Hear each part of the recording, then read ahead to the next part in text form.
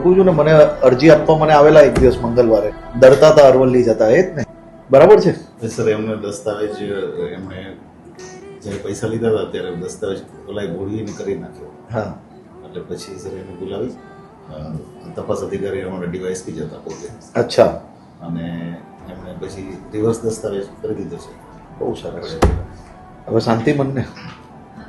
પાક્કું ને? બેનને હવે તો ડર નહીં લાગતી ને જતા? હમણાં તો નહીં જવું.